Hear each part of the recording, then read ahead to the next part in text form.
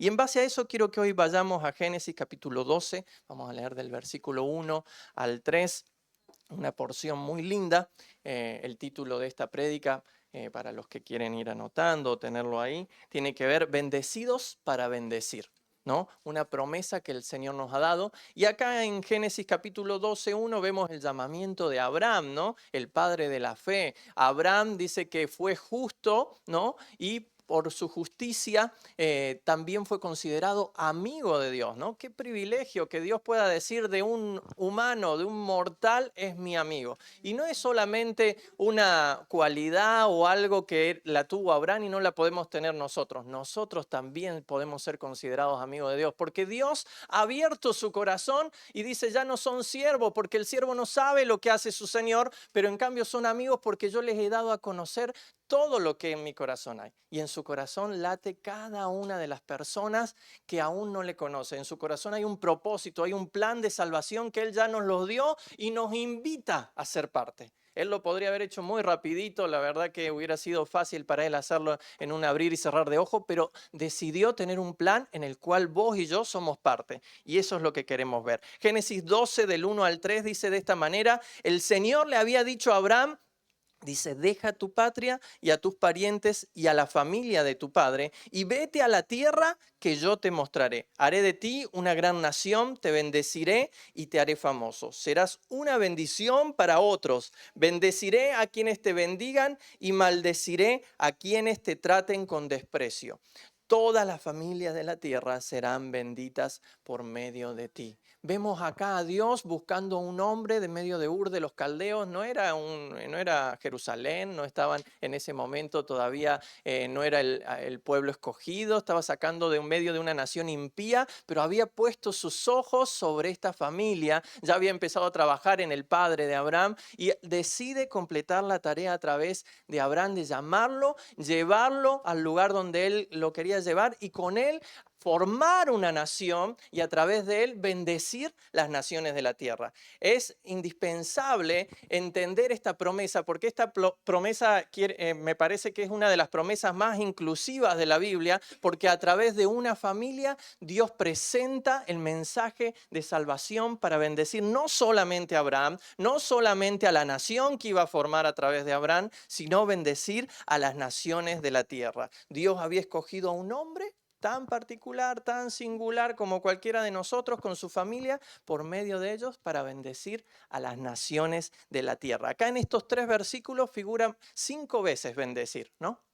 5 veces el Señor reiterando, te voy a bendecir y serás de bendición, a través de ti serán benditas. Entonces vemos que Dios tiene un plan para bendecir a cada uno de nosotros. Pero ¿para qué nos quiere bendecir Dios, no? Esa sería la primera pregunta, ¿no? Ya que, tienen que estar las preguntas, acuérdense para el martes, ¿no? ¿Para qué nos quiere bendecir Dios? Esa es la pregunta. Nos bendice para que seamos canal de bendición a todos los pueblos de la tierra. Qué bueno que acá tenemos de todos los pueblos de la tierra. Ayer empezamos a preguntar nacionalidades y la verdad que podíamos llenar el álbum ahí de Panini, ¿no? Tranquilamente teníamos de todo, ¿no? Entonces, qué bueno es el Señor, que trae, ¿no? A lo mejor uno pensará hoy, ¿para qué me trajo aquí? Pero Dios te trajo para que conozcas de su amor, para que seas lleno de su palabra y para que puedas bendecir tu nación, para que puedas bendecir tu pueblo, para que puedas transmitir a tu familia. Entonces, una perspectiva muy diferente para lo cual Dios nos bendice, porque hoy hablamos mucho de la bendición, pero con otra perspectiva, ¿no? Hoy se habla mucho de la teología de la bendición, pero tiene que ver con la parte económica y tiene que ver con que Dios me bendiga a mí para que prospere yo, para que esté mejor yo. Entonces, como que siempre nos miramos al ombligo y decimos que yo necesito más, que yo necesito esto, quiero esto. Vivimos en una cultura o en un sistema que nos hace ser más egocéntricos, más egoístas, y todo lo que queremos y todas las promesas del Señor solo son aplicables para mí, pero nunca alzamos los ojos para ver la necesidad y la realidad del que está a mi lado. Y por ahí se puede volver una tendencia media peligrosa porque desconectamos la gracia del propósito. Dios nos ama, Dios nos bendice, Dios nos salvó con misericordia, mandó a su Hijo para que muriera en la cruz por cada uno de nosotros, pero ¿con qué propósito? Hay un propósito, hay una finalidad que es mucho más grande que vos solo. Dios te quiere bendecir, ¿sí? Ya te ha bendecido y por eso estás acá. Pero hay un propósito para el cual estás acá. Entonces, desconectar la bendición de Dios de su propósito global realmente es un peligro y caemos en algo que podríamos decir un cristianismo antibíblico, saturado, como digo, de egoísmo, de propias necesidades y desmembramos el plan de Dios. Esa gracia, su gracia, se desconecta muchas veces del propósito y ese triste resultado es un cristianismo centrado en nosotros mismos que no tiene en cuenta el corazón de Dios. Si creemos que el objetivo del cristianismo somos nosotros, entonces vamos a buscar iglesias donde se predique lo que a nosotros nos gusta, iglesias donde se cante la música que a mí me gusta, iglesias donde no se me diga lo que estoy haciendo mal, ¿no? Entonces se han equivocado de iglesia. Porque la iglesia es un lugar a donde somos formados, donde somos ministrados, donde cada uno podemos crecer como parte del cuerpo de Cristo. Por ahí cuando leemos Mateo 28, 19, 20, que es una demanda que todos conocemos y que nos encanta cuando hablamos de misiones y de alcanzar las naciones, el Señor se estaba yendo y nos decía, id por todo el mundo y predicad, haced discípulos a todas las naciones, ¿no? Predicando el evangelio, bautizando, pero de eso decimos, no, bueno, eso es para los misioneros, ¿no? Eso no es para mí. Dios a mí no me llamó a eso. Pero por ahí leemos Mateo 11, 28 que dice, vengan a mí todos los que están trabajados y cargados. Entonces ahí pasamos y levantamos las manos, ¿no? Nos lloramos todos, ¿sí? Porque todos estamos cargados y cansados, ¿no? Cuando leemos Hechos 1:8 que dice que vamos a recibir el poder del Espíritu Santo para ser testigos, decimos, no, bueno, yo quiero poder, pero nos gusta el otro tipo de poder, ¿no? Para ver señales, prodigios, maravillas, sí. Eso viene como consecuencia de la predicación del Evangelio. Sin predicación del Evangelio no hay señales. Cuando predicamos, las señales siguen a la predicación del Evangelio. Eso decimos, no, eso no es para mí, pero cuando leemos Juan 10:10 que dice que tendremos vida abundante, ¿no? Entonces decimos, sí, Señor, ahí voy a tus brazos, ¿no? Entonces disociamos, ¿no? El propósito, ¿no? Con la gracia. A veces queremos gracia, pero no queremos propósito. A veces queremos las bendiciones, pero no queremos las demandas que hay, ¿no? Entonces es triste porque hemos trazado una línea, ¿no? Que divide la iglesia o que divide las obligaciones del cristiano para unos pocos, ¿no? Para los pastores y el liderazgo, o para los misioneros, los evangelistas, y para el resto todos los privilegios vienen incluidos, ¿no? Es all inclusive, ¿no? Está de promoción, ahora como la rebaja, ¿no? Uno va y todo rebaja, bueno, ahí entramos todos a las rebajas. Entonces, pero en el Evangelio no todo es rebajas, sino que también hay compromiso, también hay sufrimiento, también hay entrega. Dice, en este mundo tendréis aflicciones, dice el Señor. Él lo dijo, ¿no? Pero confiad, ¿quién venció? El Señor ya ha vencido al mundo. Entonces nos aferramos de sus promesas, tomamos de su gracia, pero entendiendo que hay un propósito de parte de Dios para cada uno de nosotros.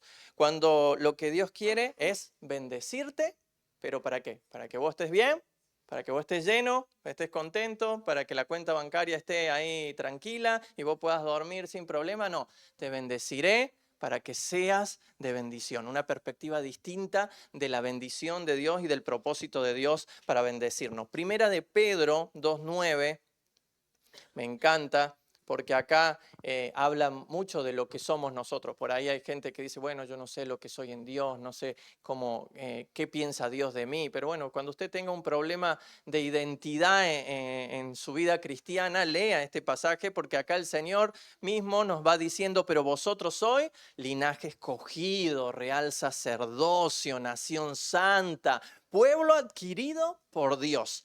Pero ¿para qué? ¿Cuál es el propósito? Ahí viene el propósito. Todo lo otro es gracia, porque por nosotros no somos nada de todo eso.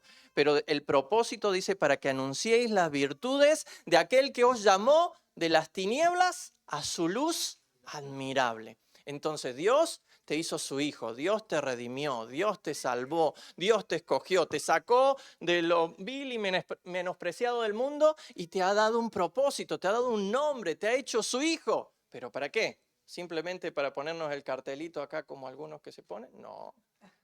para nada. Nos ha hecho su Hijo para que demos testimonio de Él y no podamos callar a tiempo y fuera de tiempo de lo que el Señor ha hecho en nuestras vidas, ¿no? Segunda de Corintios 5:17, ayer lo decíamos un poquito, ¿no? Aquí desde que estamos en Cristo, nueva criatura somos, las cosas viejas pasaron, no las viejas, sino las cosas viejas pasaron. Yo ya estoy viejo, entonces bueno, yo también puedo haber pasado, pero no es para nadie en particular. Entonces, y aquí somos hechos nuevas criaturas, dice la palabra del Señor. Cada uno de nosotros somos nuevas criaturas, pero ese es el resultado, eso es lo que el Señor ha hecho en nosotros. Dice, y todo esto, dice el 18, proviene de Dios, quien nos reconcilió ¿con quién? Consigo mismo, por Cristo. Cristo fue el que pagó, el Cordero perfecto, pagó por cada uno de nosotros y nos dio el ministerio de la reconciliación. Propósito, reconciliar al mundo con Cristo. Dios estaba en Cristo reconciliando consigo al mundo. Nos dice, no tomándoles en cuenta a los hombres sus pecados, y nos encargó a nosotros la palabra de la reconciliación. ¿Qué nos encargó a nosotros? La palabra de la reconciliación. Propósito. Hay propósito para con tu vida, mi hermano, mi hermana, joven, anciano, adulto, niño. Hay propósito. Donde Dios te pone, tiene el propósito de que seamos sal y luz. No podemos callar de lo que el Señor ha hecho en nosotros. La verdad que podemos salir hoy y charlar de lo que se habló en la prédica y podemos seguir charlando en la semana, pero cuando te encuentres con alguien, contale lo que el Señor hizo en tu vida. Sin lugar a duda, el testimonio más efectivo que vos podés contar es lo que el Señor ha hecho en vos. Él te rescató, por más que vengas de la mejor familia, por más que tengas los mejores antecedentes, los mejores títulos, la mejor carrera, el Señor te rescató. Nada de lo que teníamos o de lo que éramos valía para nada. Todo eso, dice, lo he tenido como basura, dice. Pero el conocimiento de la gracia, el amor del Señor nos ha dado vida, nos ha dado un nombre, como decíamos recién, pero ¿para qué? Para que podamos anunciar las virtudes. Primera de Corintios 1:21 dice que el propósito, dice, le agradó a Dios salvar a los creyentes por la locura de la predicación. Como decía al inicio, lo podría haber hecho con el anunciamiento de los ángeles, ahí mandar un flash informativo mundial y en un segundo no teníamos el evangelio en todo el mundo y los que aceptaban y listo, y se acababa. Pero él decidió que cada uno de nosotros anunciáramos esta locura, la locura que ha pasado en tu vida, una linda locura, ¿no? Como decimos los argentinos, qué lindo loco. Bueno, esto tiene que ver. El Señor quiere que hablemos a tiempo y fuera de tiempo. Debemos salir de nuestra zona de confort. Muchas veces nos gusta quedarnos acá adentro, quietitos o en el lugar que estamos cómodos. Yo voy a decir, pero si hablo, uy, la voy a liar, como dicen acá, ¿no? ¿No? La voy a arruinar, ¿no? Porque van a decir, uy, este está predicando, ¿qué está diciendo? Pero Dios nos invita a salir de nuestra zona de confort. Así como a Pedro lo invitó a salir de la barca y poner el pie afuera de la barca, ¿no? La verdad que no era nada seguro, ¿no? En la barca por lo menos se estaba moviendo todo, pero había algo ahí de seguridad. Pero salir y caminar sobre el mar puede ser inseguro. Pero si ponemos nuestros ojos, ponemos nuestra mirada en el Señor, más allá de las circunstancias, más allá de las tormentas de la vida, puestos nuestros ojos en Jesús, autor y consumador de nuestra fe. Las circunstancias pueden variar, pueden ser buenas, pueden ser adversas, pero nuestra fe está puesta, está aferrada en el Señor. Hay una porción en la cual el profeta dice que el río de Dios sale desde la presencia, desde la misma casa, y dice que salía como un pequeño río, pero mientras iba avanzando ese río se iba haciendo más grande, pero eran aguas de sanidad que bendecían. Al igual que hay un río, un derramamiento de la presencia del Señor acá cada vez que venís y te presentás y juntos, dice que donde están dos o tres, el Señor está en medio nuestro, nos visita, es una promesa, la creemos porque se trata de creer y confesar lo que el Señor dice en su palabra, pero además nos has dejado su Espíritu Santo que está con nosotros todo el tiempo, que es nuestro consolador, nuestro paracleto, pero nos está bendiciendo y nos está llenando con su aceite. Pero si ese aceite se queda en mi vasija y ese aceite no es derramado en vasijas vacías, el aceite que lo guardamos y lo ponemos ahí en la alacena se vuelve añejo. Y cuando te acordaste y dijiste, uy, mira, tenía un excelente aceite de oliva que lo quiero usar para la ensalada, y lo sacás y ya te arruinó la ensalada porque pasó tanto tiempo que ya está amargo, ya está feo. Pero si ese aceite lo empezamos a usar, el Señor va a empezar a llenar tu vasija, va a renovar tu aceite, va a poner aceite fresco, mientras tu vasija sirve para llenar vasijas que están vacías. En la viuda el aceite no se acabó hasta que no se acabaron las vasijas. Y mi hermano y mi hermana, afuera siguen habiendo vasijas que necesitan ser llenos del aceite fresco del Espíritu Santo. Pero ese aceite está en tu vida y no te lo tenés que guardar para vos. Tenés que darlo, tenés que compartirlo en tiempo y fuera de tiempo. Tenés que derramar lo que el Señor te da en este domingo, tenés que derramar lo que el Señor te da en las enseñanzas de los viernes, tenés que derramar lo que el Señor te da en cada reunión, ir y derramarlo, ir y derramarlo. Y será como ese río que va saliendo, ¿no? No es el río, no tenía el sentido contrario el río, no venía a la casa del Señor y hacía una pileta donde todos nos quedábamos en la pileta. No, el río salía de la casa del Señor y iba avanzando a las naciones, iba tocando, incluso dice lugares que eran de sal y los convertía en lugares de vida. Tú y yo, cuando lleguemos a lugares de muerte, a lugares de perdición, a lugares de opresión, tu misma presencia en ese lugar, no por vos, sino por lo que está en vos, la unción, la presencia del Señor, será cambiando la realidad de ese lugar.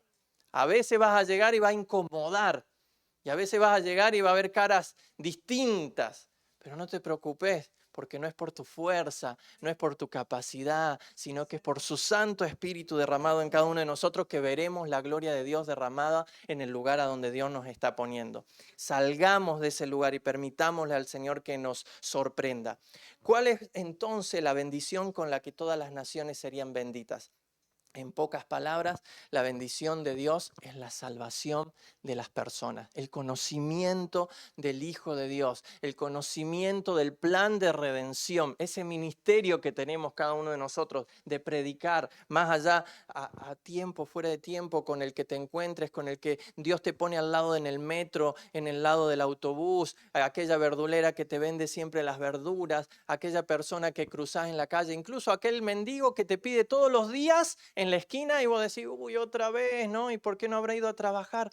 Bendecilo, dale una moneda y a lo mejor cuando no tengas una moneda, acordate de Pedro, decirle, no tengo plata ni oro, pero de lo que tengo te doy. Tenés algo para dar, tenés algo para dar. Pero si no te animás a creerlo, no lo vas a ver. Si no te animás a salir de la zona de confort, no vas a ver el cumplimiento de las promesas del Señor, porque se tienen que desatar cuando vos empieces a creer en lo que el Señor ha derramado en tu vida, ya te ha dado y ha puesto en vos para bendecir a las naciones. Desde el principio hay un propósito de Dios para bendecir a las naciones de la tierra. Desde el principio, desde Adán y Eva. Pasó el tiempo, Dios llamó a Abraham. A través de Abraham, esa bendición se confirmó para cada uno de nosotros. Su efecto transformador en nosotros siempre debe producir el mismo efecto en los demás. No podemos estar en un lugar sin ser canales de transformación. Si estamos en un lugar y no hemos cambiado el entorno, nos tenemos que preguntar, ¿qué pasa? ¿Qué pasa que no genero cambio? Tenemos que generar cambio con los que nos rodean. No podemos quedarnos con la bendición solo para nosotros y tenemos que ser anunciadores activos, ¿no? Entendemos que nuestras vidas son cartas leídas y que somos testimonios incluso sin abrir nuestras bocas, ¿no? Mucha gente te ve y te dice, pero usted es diferente, ve una luz, un aura. Bueno, Jamie contaba ayer de que lo que me pasaba en el consultorio, que venían las abuelitas y me decía, doctor, usted tiene un aura distinta, ¿no? Y yo podría haberme quedado ahí y decir, sí, es que soy bueno, ¿no? Mi papá me crió así, tan buena gente, menos mal que no me conocieron de chico, ¿no?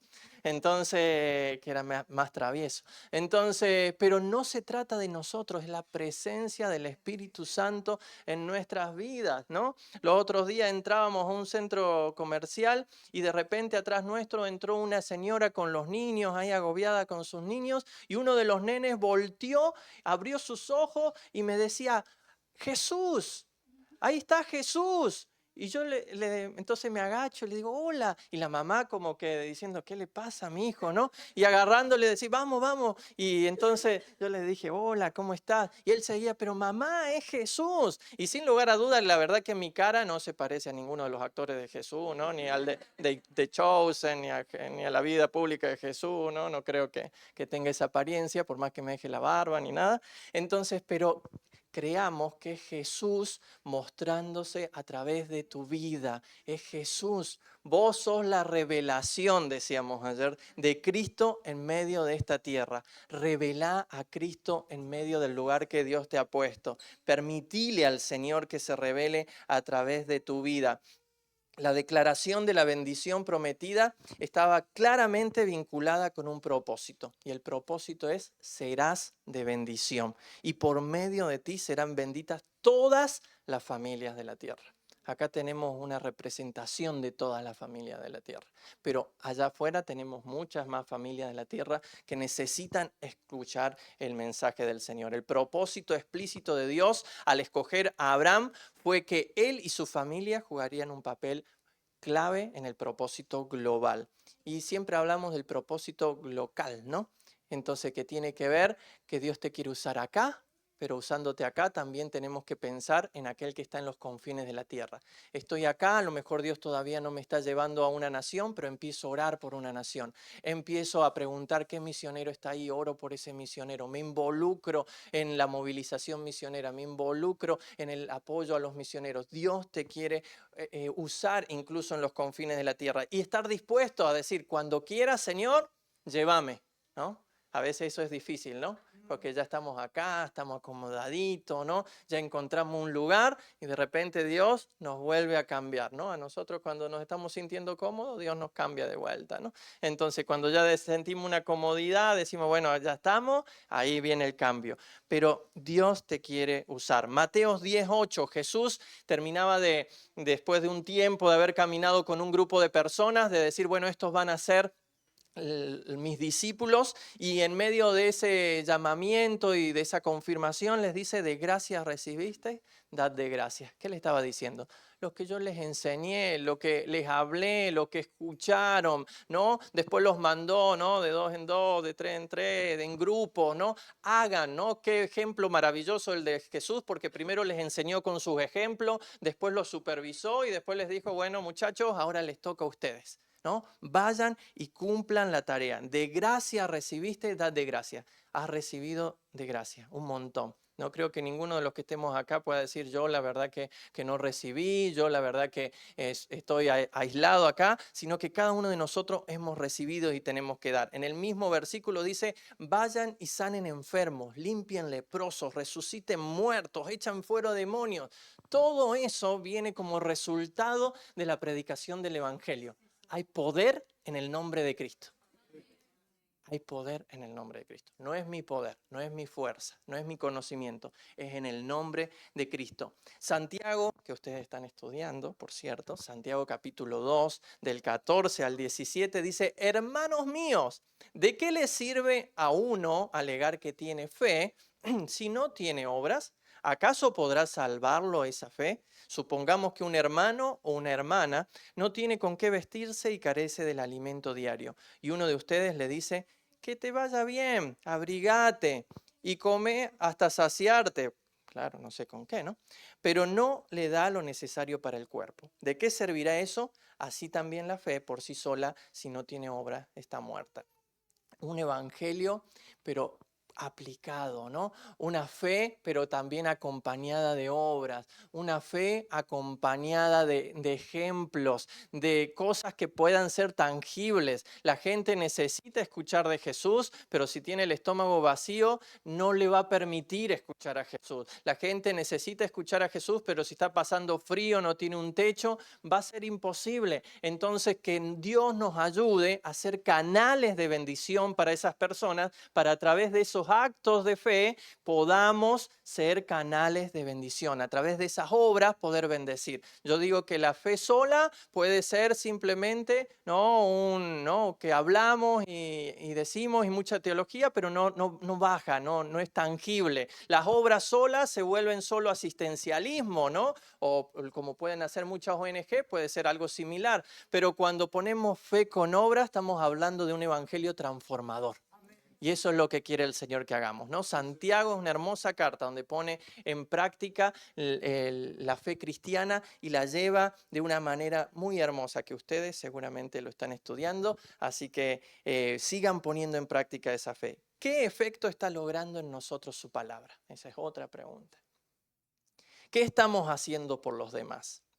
De la misma manera en que Dios ha obrado en nosotros, de la misma manera en que Dios nos ha transformado, ¿qué estamos haciendo para, si podríamos decir, devolver un poquito de lo que hemos recibido de gracia, de dar un poquito de lo que hemos sido bendecidos?